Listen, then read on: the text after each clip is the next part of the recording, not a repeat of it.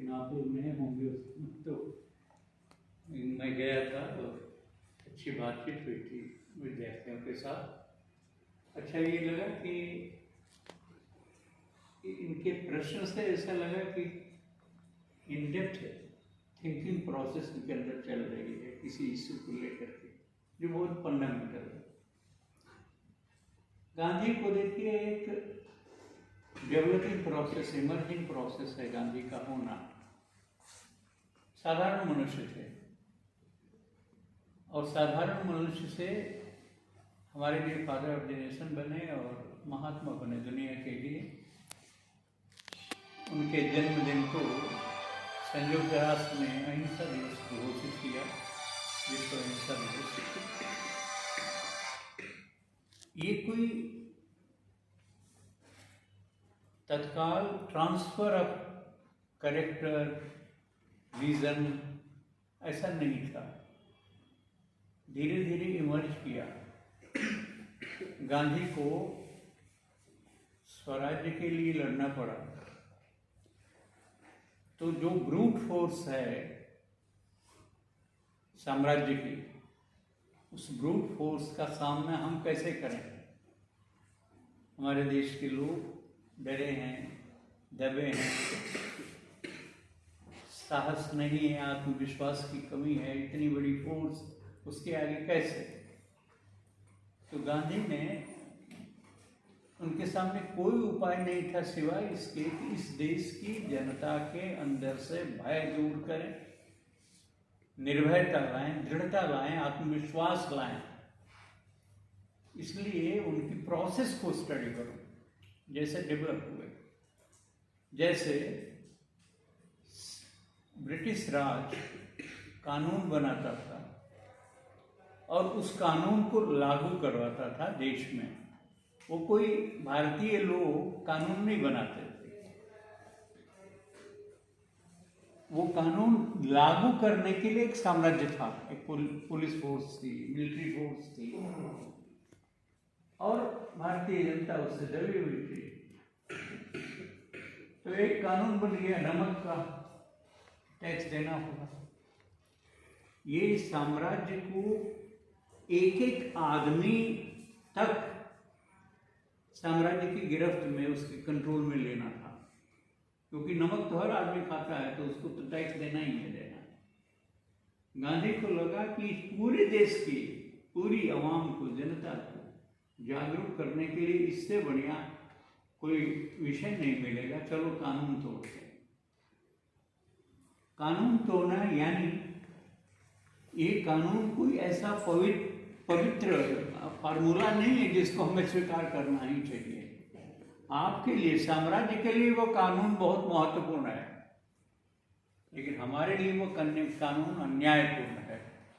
इसलिए डिक्लेयर किया कि हम कानून तोड़ेंगे। उसमें शामिल किया ऐसे लोगों को जो इसको समझते थे, इसके लिए सेक्रीफाइस करने को तैयार थे, और तब वो कानून तोड़ा। चंपारण में किसानों के दमन की जो प्रोसेस चल रही थी, उसके खिलाफ खड़े हुए, कोर्ट में उनको अपराधी बनाया गया। कहा गया आपकी तरफ से कोई बहस करनी है? उन्होंने कहा नहीं, आपके कानून के अनुसार हम अपराधी हैं, हमारे एक भारतीय नागरिक के नाते हमारे ऊपर ये जुल्म है, लेकिन आपके कानून को तो हमने तोड़ा है, तो आप अपने कानून के हिसाब से हमें सजा दीजिए। मैं उससे जरा भी भयभीत नहीं हूं, लेकिन आपके आगे आपके इस कानून को मैं मानूंगा नहीं। अब जनता देख रही है, पुलिस का भय जनता में होता है, कानून का भय जनता में होता है, सरकार का भय जनता में होता है, और उन सब को चुनौती दे रहे हैं गांधी बड़ी भीड़ बड़े बड़े बाजार में, ऐसे कोर्ट में। तो ऐसे आत्मविश्वास जगाया लोगों। इसमें से अहिंसा का एक शास्त्र डेवलप हुआ। अहिंसा का शास्त्र गांधी का इतना भिन्न है औरों से, वो केवल अहिंसा का जप नहीं करते, जो पूरा स्ट्रक्चर है समाज का, व्यक्तिगत जीवन का, उन सब में नॉन वायलेंस की वैल्यूज डालने की कोशिश करते हैं। जैसे अगर इकोनॉमिक सेटिंग है, प्रोडक्शन ओरिएंटेड प्रोसेस है, तो इस सब में नॉन वायलेंस कैसे आएगा? तो एक फार्मूला उनके ध्यान में आता है कि प्रकृति और मनुष्य के प्रति नॉन एक्सप्लॉयटेटिव जो मेथडोलॉजी होगी डेवलपमेंट की, वो नॉन वायलेंस के लिए अनुकूल होगी। तो उन्होंने आर्थिक क्षेत्र में नई टेक्नोलॉजी दी। उसका एक फार्मूला यही था कि प्रकृति का एक्सप्लॉयटेशन नहीं और मासेस का एक्सप्लॉयटेशन नहीं। ऐसी टेक्नोलॉजी हमको विकसित करनी चाहिए जो प्रकृति के साथ, जितना हम प्रकृति से लेते हैं उतना कम से कम प्रकृति को हम दें। समाज का हर आदमी जो प्रोडक्शन प्रोसेस में लगा है वो कमज़ोर न हो, मजबूत हो। जो प्रोड्यूस करता है वही कमज़ोर होता है एक्सप्लॉयटेटिव प्रोसेस में। तो इसलिए गांधी ने जो विज़न दिया है, उस विज़न को आप पढ़ेंगे तो पाएंगे कि एक नई सभ्यता, एक नई संस्कृति का विज़न है वो। आज की सभ्यता और संस्कृति की बुनियाद वायलेंस है। डेवलपमेंट के शिखर पर आखिरी मंजिल पर पहुंचने वाला शक्तिशाली है, क्योंकि उसके हाथ में, उसके पास सबसे अधिक मारक हथियार है। अमेरिका और चीन इस समय नंबर 1, नंबर 2 या उसी के बराबर में रूस, ये पावरफुल हैं, माने इनके पास विनाशक ताकतें ज़्यादा हैं, ज़्यादा फोर्सेस हैं, ज़्यादा बॉम्ब्स हैं, स्ट्रेटजी है ऐसी कारपेट बॉम्बिंग की।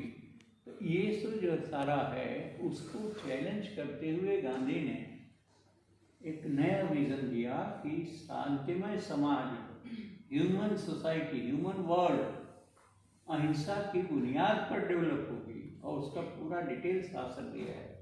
आज क्या होता है कि जो स्ट्रक्चर बना हुआ है इस वायलेंस की बुनियाद पर, उसमें से गांधी कहाँ फिट होंगे? गांधी समाधान क्यों नहीं देते? मैं ये कहना चाहता हूँ कि गांधी का विजन ये टोटल चेंज का विजन है।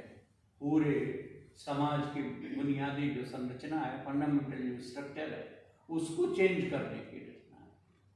अब वो कोई ऑल ऑफ ए सडन कोई ये सत्ता परिवर्तन नहीं है कि कल को इनकी पार्टी सरकार की आदमी हो जाएगी, क्योंकि स्ट्रक्चर वही है, वही चलता है, सिस्टम वही है।